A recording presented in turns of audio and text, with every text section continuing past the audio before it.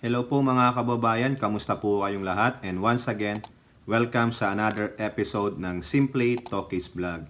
Ang ating pong pag-uusapan ay tungkol sa inyong idol na si Senator Rapi Grandstanding Tulfo. At ayun po ay yung sa DepEd budget, no?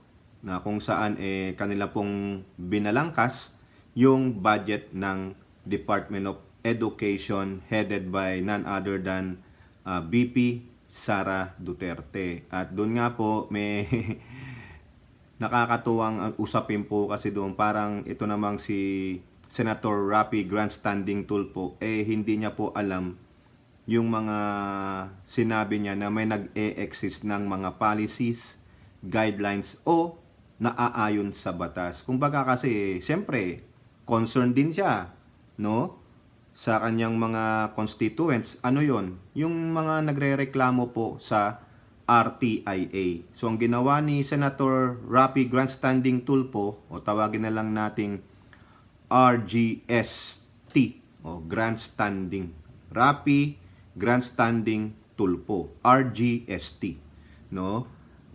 Ginawa niya pong extension ang Senado ng kanyang RTIA. Yung wanted sa radyo niya sa News 5, no? So, ganun po napapansin ko Puro na lang pag may problema sa RTIA dadalin sa Senado. Ano nang batas ang naipasa mo? Ano nang batas ang naapruba mo? Wala pa, puro lang sulat-sulat in aid of legislation tapos kinakastigo pa yung mga resource persons, no? Parang naging naging korte o naging investigador na lang ang mga senador. Yun na lang ba ang pinaka main purpose, no? Anyway, so meron po akong ipapanood na video sa inyo, mga less than 8 minutes ito, pagtiyagaan nyo na, yung kanya pong hinaing at yung kasagutan ng VP Sara Duterte. Paumanhin na po sa mga anti-Duterte, kung ayaw nyo pong marinig yung boses ni Madam Sara at ang kanyang paliwanag, skip nyo na lang. O di kaya, layasan nyo na tong video na to. Kasi po, paulit-ulit ko pong sinasabi dito, na ako po ay Uniteam supporter. Naniniwala pa rin po ako sa Uniteam tandem ng Pangulong Marcos at VP Sara Duterte. Ano pa man ang sabihin ninyo, opinion nyo yan, no? Ako may sariling opinion. Pero pag kumampi na po kayo sa dilaw, sa mga anti-government mismo, ibang usapan na yan. Tabla-tabla na tayo. Pero as long as you are supporting the President, galit kayo kay Sara, depende sa inyo yan. Pero ako po, Uniteam. No?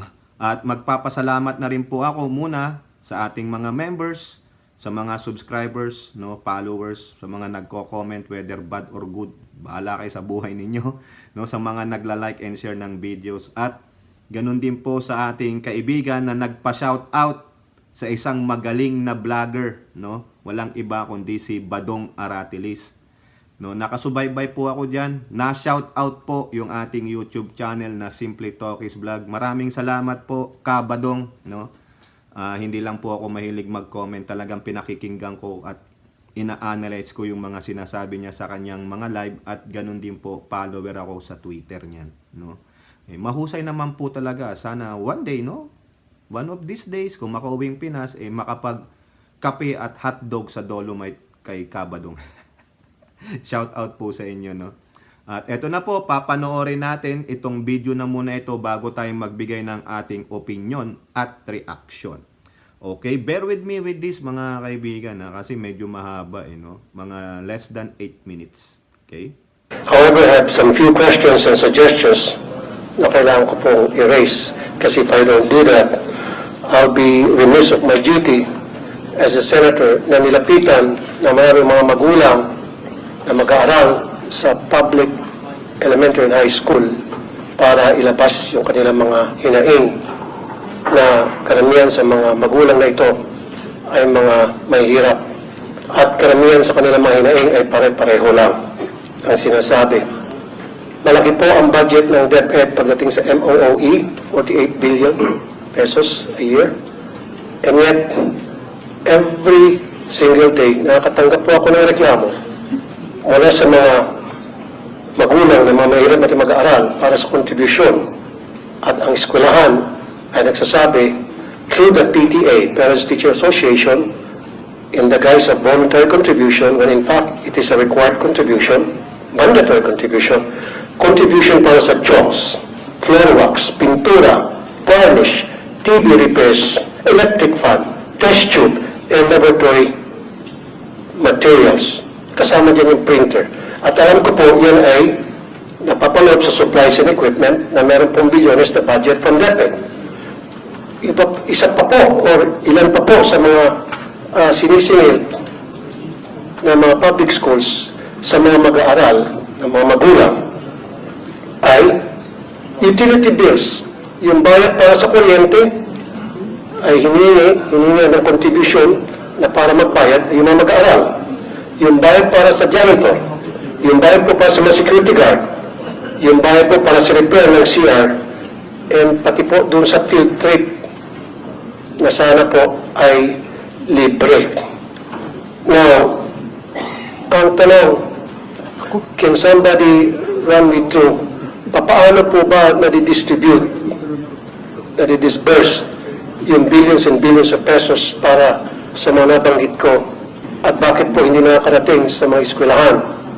Wala na po nakakarating sa kanila, kaya ang nangyari, nagre-remedyo po sila at nirequire nila yung mga kanilang mga estudyante na mag-contribute. Paano po naging required to? Kasi what they do is they call a PTA meeting. Ito po yung doorway, Parents Teachers Association. So pagdating po sa PTA,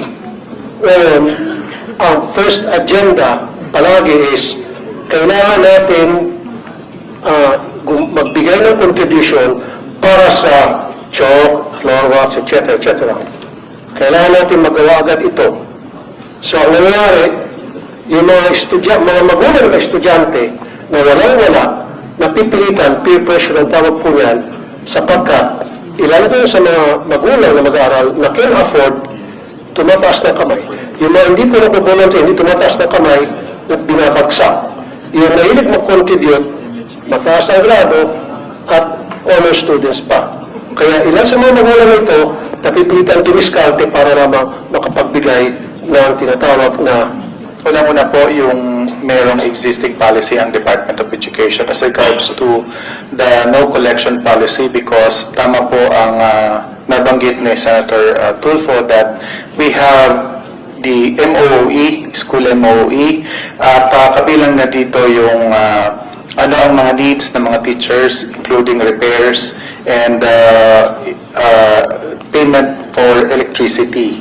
And we also recognize that merong mga PTAs na nag-i-impose na mga contributions because they're saying that they are a private organization and meron na po kaming mga ongoing investigations. Isa na po dito sa Region 3 where the teacher involved has resigned and excuse me, let me cut you off. Hindi lang po sa Region 3. Sa lahat po ng lugar sa Pilipinas, when I posted sa Facebook page ko yung reklamo ng mga magulang na pumunta po sa radio program ko Wanted sa radyo, binaha po ako ng mga comments from parents all over the country stating that pati sila sa kanilang eskwelahan, yes, meron daw po talagang tinatawag na voluntary contribution from na inimpose po ng PTA. Ang nangyari po kasi sana, ang request ko, pagsabihan niyo po, pag meron pong PTA meeting, dapat wala na yung pag-uusapan na tungkol sa contributions. Dapat ang pag-uusapan lang po sa lahat ng PTA meeting, i-require niyo po, ay tungkol na po sa academic performance ng mga estudyante o yung mga problema at hinang ng mga estudyante, period. Kasi ang nangyari, tuwing PTA meeting, 101% ang unang agenda sa meeting na yan, and I have proof from parents and even teachers, na ang first agenda tuwing magkakaroon ng PTA ay project. For your time is up, no? You've been informed that your time is up. You've responded, but kindly respond again. Yusek Escobedo. Madam Chair, Your Honor, number one, you asked the question on how you can help. Paano kayo makatulong na senator na kayo ngayon? Pwede po kayong gumawa ng batas na ipagbawal po ang voluntary contribution sa mga PTAs. And then, pwede po nating i-implement yan. May penalties po yung teacher or parent na mag-insist na merong voluntary contribution. Ang mga PTA po, just like all the other associations, are guided by the majority. Kung ano po yung desisyonan ng majority doon sa kanilang association, yun po yung nasusunod. Now, it is a voluntary contribution. Ibig sabihin, hindi po pinipilit yung mga estudyante o yung mga magulang na mag-contribute kung yun man ang nadesisyonan na project ng PTA. Marami po tayong mga stakeholders na iba-iba po yung projects nila sa ating mga paaralan. Hindi lang po mga PTA, but we have NGOs, we have private sector donors who partner with our public schools sa mga specific na projects nila in certain schools. Ganito po din yung ating mga PTA. Pinag-iisipan po ng teachers and ng parents kung paano sila makatulong sa kailangan para sa pag-aaral ng mga bata. But then again, as I said, these are voluntary contributions. Pwede po nating ipagbawal, gagawa po tayo ng batas para po merong penalty. O, yan po, no, mga kababayan, no? Medyo mahaba lang, pasensya na kayo. Pero, yun nga po, yung mga sinabi ni Senator Rapi Grandstanding Tulfo, nangyayari po naman totoo yan. Kasi nung panahon din namin, way back 1980s, no, meron talagang Parent Teachers Association, yun nga lang, voluntary. It's not mandatory. Iba po ang pinagkaiba na voluntary sa mandatory. Nung time namin, sasabihin lang nung teachers, o sino po ang gusto. Yan. Yung tatay ko, kami ay mahirap, tricycle driver, hindi nagtataas ng kamay. Nung tinanong siya ng teacher, kayo po, Mr. Ganito, ano pong may i-contribute ninyo? Sabi lang nung tatay ko, na-contribute na po lahat nila eh. Nakikinig yung tatay ko, lahat po nung na-check out na. Ba't pa ako magdadala? Di bilila lang namin ng pagkain. O, di ba? Voluntary. At the same time, yung sinasabi po kasi ni Senator Rapi Tulfo, pag ikaw daw ay nagbigay, medyo tataas ang grade mo. Mali po yun. Sabi niya, minsan daw nagiging honor, may medalya. Hindi po totoo yun. Kasi po ako nung elementary, yung first 2 years ko, ako po ay honor student. Pero hindi po nag-donate ang parents ko. No? Siguro iba na yung panahon ngayon sa panahon noon, no? Na hindi ini-impose. Kasi po, meron din pong mga palalo, no? Sige, anuhin natin yung side ni Senator Rapi Tulfo. May mga palalo, may mga nakakalusot. Kasi ikaw ba naman, hindi mo naman mamomonitor lahat yan sa dami po ng eskwelahan, sa dami po ng Parent Teachers Association. No? Kung may paglabag man, no? Paano malalaman ng DepEd? Unless there is somebody will be whistleblowing, magiging whistleblower, magsusumbong sa DepEd, doon sa mismong complaint o whatever. O ngayon, ang masama dyan, pag nag-whistleblowing ka, hindi ka protected, ay nako, yari ka. Baka mategi ka pa, kamumuhian ka ng mga nasa PTA, bakit ka nagsumbong? Di po ba? O. Kaya, ano rin ang ginagawa ng mga, yung ACT, yung Alliance of Concerned Teachers, yung mga iba pang mga organisasyon ng guro. Kung meron man sa inyo yan, lalong-lalo na kayo dyan sa ACT, no? Kayo ang prominent na ngaw-ngaw. O bakit hindi nyo yan napapansin? O hinahayaan nyo lang? Yun din yun. I-call out ko din ng ACT. Diba? Alliance of Concerned Teachers. O mga guro kayo, concerned kayo sa welfare ng bata at ng mga magulang nila. Kung meron mang nagpapamandatory contribution, bawal po yan eh. Ang sabi kasi ni Tulfo, yun daw voluntary, naging mandatory, and that is illegal. Bawal po yan. Paano mo sasabihin yung voluntary naging mandatory? Ano yun? 'Di ba? At the same time, you cannot abolish, you cannot eliminate, o you cannot eradicate o whatever adjective pa ang gamitin nyo para matanggal ang Parent Teachers Association.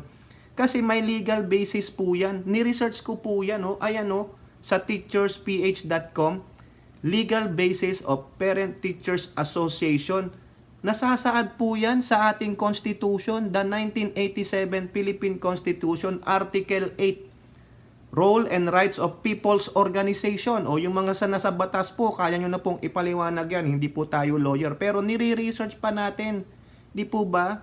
O, meron pang batas pambansa yan. O, bilang 232, Education Act of 1982. O, the Educational Community Section 7, the Family Code. O, kung nasaan yan, nasa loob ng batas pambansa bilang 232. May batas po. So, hindi mai-eliminate yan. You cannot eradicate it unless there's some law that stating that we are amending it. Di po ba? Pero, you are, sinusupil nyo naman yung karapatan ng mga mamayan na magkaroon ng isang organisasyon or association. Di po ba? Tapos, nirereklamo dyan yung mga magulang daw na mahihirap, na napipilitan. Bakit mapipilitan? Kasalanan po ng magulang yan. Hindi nyo ba naintindihan yung voluntary versus mandatory? Kaya po napipilitan ng magulang kasi gusto nila umangat yung grado ng anak nila. Ayaw lang nilang magsumbong kasi natatakot. Pero tinanggalan nyo ng karapatan ng sarili nyo na maging patas.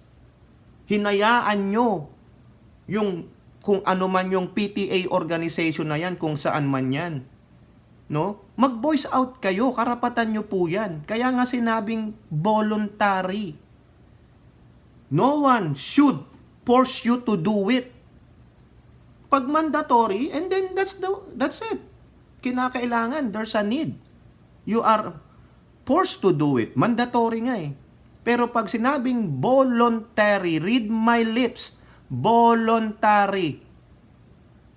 Kung ayaw mo, ayaw mo. Kung gusto mo, gusto mo. Walang pwedeng mamilit sa'yo. Na kung ginusto mo, meaning ginusto mo. Dahil meron kang benefit na makukuha. Yun po yun. Walang pilitan. Di ba? Bawal yun. Bawal mamilit. Kung ayaw, magpapilit. Yun yun. Ang kulit nyo eh. Di po ba? O ito pa o, anong sabi dito o? Ha? Yung mga guidelines daw ng field trip. Dapat libre na. O may guidelines din ng field trip. Ayan po, nakita ko. Department of Education, Region 8, Eastern Visayas. Reiteration, meaning reiteration, paulit lang o.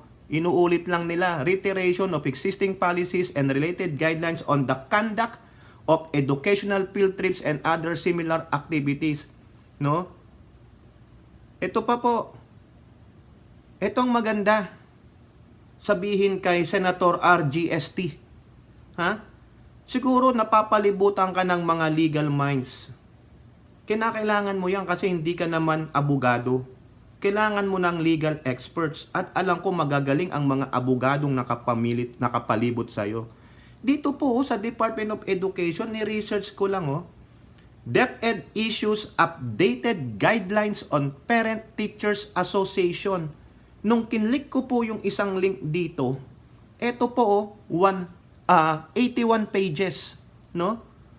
Ito, omnibus guidelines, meaning omnibus yung pangkalahatan na. 'Di ba? Yung mga maliliit lang ng mga memorandums, mga bills, isinama na po in one to supersede those smaller ones para maging omnibus. Correct me if I'm wrong po ha, sa aking explanation. Ayun po yung pagkakaalam ko sa omnibus. Omnibus guidelines on the regulation of operations of Parent Teacher Association. No? Basahin niyo po ito. Ako tinignan ko po yung section 9, no? Yung responsibilities ng PTA. Duties and responsibilities of PTA members nandiyan po, no? Parent guardian members nandiyan po sila. Pati na yung mga teacher. Ano lang yung role nila? Hindi po sinabi dito yung karapatang mag-contribute. Ngayon, kung may magsasabing mandatory contribution yan, isumbong nyo po sa DepEd kasi wala pong batas, wala pong memorandum o walang circular na nagsasabi na kayo PTA association o whatever your name is ay magpamandatory. Ngayon, kaya po yan lumalala kasi walang nagsusumbong. Yung mga nagsumbong kay Rapi Tulfo because they are afraid. Kailangan nila ng masasandalan. That's why Rapi Tulfo, ilam nyo naman si Rapi Tulfo, matulungin. Oo, matulungin siya sa RTIA. Pero pagdating sa Senado, grandstanding, do not extend RTIA to the Senate. Ang Senate is to legislate. Di po ba? O eto pa ha, Rapi Tulfo, sa teacherph.com din, bilisan na lang natin to. Kasi meron po siyang ipapanukala daw. Eto po yun, naisulat na po. DepEd order on no collection policy in all public schools. O, implementation of no collection policy in all public elementary and secondary schools. Nandito po. No? From kinder to grade 4, walang collection na kukunin. Wala unless voluntary. Tandaan nyo, unless voluntary. Ngayon, sabi po dito, for grade and year levels beyond grade 4, no collection of any type should be undertaken during the enrollment period and the first month of classes. Starting on the second month, contributions for the following may be collected but only on a voluntary basis. Nandiyan po, Boy Scout, Girl Scout membership, Red Cross membership, Anti-TB Fund Drive, PTCA, school publication, membership in student organizations. So, yun lang po. Ha? Ando po yan. Dito po, DepEd Order Number 19, Series of 2008. Kung meron man po ito na mga bago na series, remind me, isulat nyo po dyan sa comment section. Pero ito po yung nakita ko. So therefore, meron ng no collection policy. Ito kasi pang kalahatan yan eh. It involves also PTA. Lahat yan. Yun nga lang talaga, may mga salaula, may mga violator na hindi nag-a-adhere doon at hinahayaan din ng teacher. So therefore, the teacher is the one condoning them. Alam ng mga teachers ito. Alam ng mga principals yan, administrators of the school. But they just ignore it because nakaka-get away po sila. O ngayon, may mga nagreklamo, o ano ang sabi ng undersecretary? Nagbibigay po siya ng paliwanag, nagbibigay siya ng example, just impact in Region 3, we are investigating. But the Senator RGST butt in. Hindi po sabi niya, hindi lang Region 3. Hindi ka muna makinig Ang sabi niya, for example, isa na nga po, di ba? Ito kasing mga ibang senator natin, pag nakarinig lang ng ganun, hindi muna iniintindi, ina-analyze, nagpapaano sa emosyon nila, feeling nila talagang power trip sila Ano ang sabi ni Sara sa kanya? Gawa ka ng batas. Ayan, pakita na lang natin yung quote card, yung mga anti-Sara dyan. No, ayan, galit na galit po sila dyan. Sa mga Tulfonatics, galit na galit po sila dyan. Pero, mas maganda pakinggan nyo yung mismong sinabi ni BP DepEd Sara Duterte. Malumanay po. Kung gusto po nyo, gumawa po kayo ng batas para ma-implement po natin. O, di ba? Ano ang gagawin ni Tulfon ngayon? Ha? Mga kababayan, ano ang gagawin niya? Meron din dito, teka muna, bago yon no? Pag meron daw, mag-aano dyan, yung violation ng no collection policy, mananagot po sila. Ayan, no? Ni-research ko talaga lahat no? Kaya dapat dito kay Senator RGST, next time, yung galing-galingan nyo naman mag-research. Galing-galingan nyo po. Sabihan nyo sa mga inyong mga nakapalibot na mga advisors, mga legal team, o whatever have you na dala nyo dyan, galingan nyo. O ito po, sa Radyo Pilipinas, ano ang sabi ni Rapi Tulfo?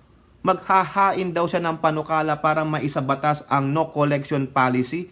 Meron na ngang DepEd order. Bakit pa isa sa batas? The only thing is, kailangan yan i-impose ng mga teacher. They know about it. Di po ba? Sa dami ng batas, mahihilo na tayo nito No? Ang dami niyong pinapatupad na batas. That's why ang mga tao litong-lito na.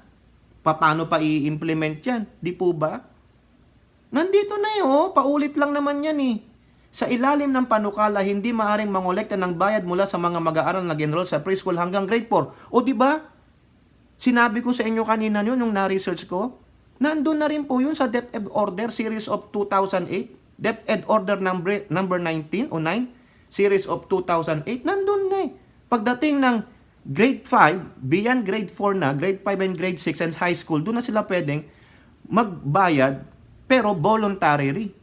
O, anong pinagkaiba? Anong pinagkaiba ng batas mo? Isa sa batas mo lang. Kasi DepEd order lang. Kailangan natin gawing Republic Act. That's BS. Parang sinasabi nyo lang, dagdagan na natin ng dagdagan ito para lalong mahilo, malito ang mga tao. Ito na nga lang na simpleng DepEd order or guidelines. Hindi pa nila lahat masunod. Yung pa kayang santatuktak. Diba? Nabubulol na ako dito, mga kababayan. Naha-high blood ako, parang si Caitlyn Vlogs eh. Nahawa yata ako kay Caitlyn Vlogs. Shout out sa'yo, naha-high blood ako eh. Di po ba?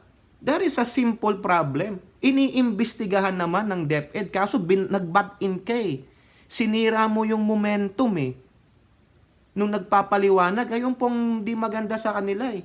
Why don't you give a chance to this resource person to speak? Tapusin mo yung thought process at yung paliwanag. Hindi, you keep butting in. What a freaking...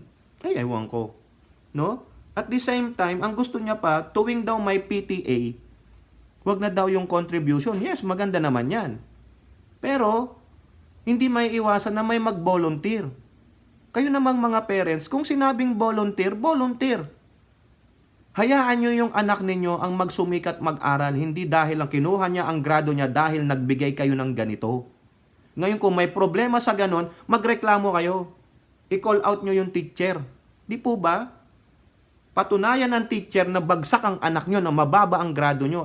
Kung alam nyo ang kakayahan ng anak ninyo, fight for it. Hindi yung, hindi, nagbigay kasi ganito. Inggit na yun eh. Isa sa yun, inggit na yun. Pride na yun. Pero fight for the welfare of your kids. Kung alam mong matalino ang anak mo, paglaban mo. Kung medyo mahina ang anak mo, tulungan mo. Di po ba? Hindi yung bibilhin mo yung grado niya sa pamamagitan ng voluntaryong pagbibigay ng hinihingi ng mga PTA.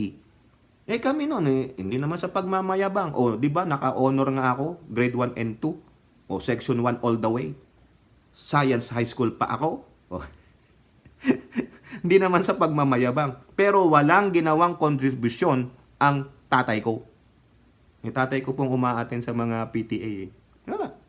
Pagtas ng PTA, layas na siya. Drive na siya ulit. Hanap buhay na. Mas mahalaga yung tiyan namin kaysa sa eskwela. Kasi hindi naman namin makakain yung floor wax, yung bunot. Alam naman namin magbunot-bunot. Pakintaban ng floor. Bayaan mo na yung mayayaman mag-volunteer dyan. Ang mga first honor, second honor, anak ng teacher eh. At least ako, honor na, top 10 eh. Yung pinaakit sa entablado. Top 9 ako. Di ba? Walang floor wax yun, walang bunot yun, walang fluorescent. Nung grade 2 ako, top 9. Pareho lang, di ba? Kayo po, no? Hindi po maganda yung sinasabi nyo na ni Rapi Tulfo na maglagay pa daw ng DepEd official dun during PTA meeting. The heck. Let the teachers be accountable for it. Let the teachers be responsible for it. Alam po nila yung DepEd order na yan, na no collection policy, no whatever have you. Ipabasa nyo po yung guidelines na binigay ng DepEd. Yung pinakita natin. Ang daming DepEd order, field trip, contribution, collection, kung ano-ano pang tawag ninyo. All they have to do is to read it, understand it, and enforce it. Di po ba? Bakit hindi ini-enforce? Ang daming teachers group o association, particularly yung ACT, bakit hindi yung pinapansin? Bakit walang pumupuntang reklamo kay ACT, pumupunta kay Rapi Tulfo? Kasi baka hindi inaaksyonan, kundi ang umaaksyon, si Rapi Tulfo. May point naman si Tulfo, pero alam na po yan. Ayan, gawa ka ng bata, sabihin mo na lang, abolish na lang ang PTA. Pero yari ka, ilalabagin mo ang kanilang constitutional rights. Kaya ang igagawin niya na lang, no collection policy, which is a redundant lang. Nandyan naman na yan na department order. Diba, ulitin ko, ang gagawin lang ng mga guro is to enforce it. Remind the parents that we cannot enforce this na mandatory. Kami ang mananagot. Di po ba? Ngayon, kung yung sabi nga ni BP, may mga private organization eh. Private yun eh. Ang usapan public, di po ba? O, kayo po, ano pong inyong masasabi? Comment down below and don't forget to like and share. Hope to see you on our next videos. Bye-bye. God bless.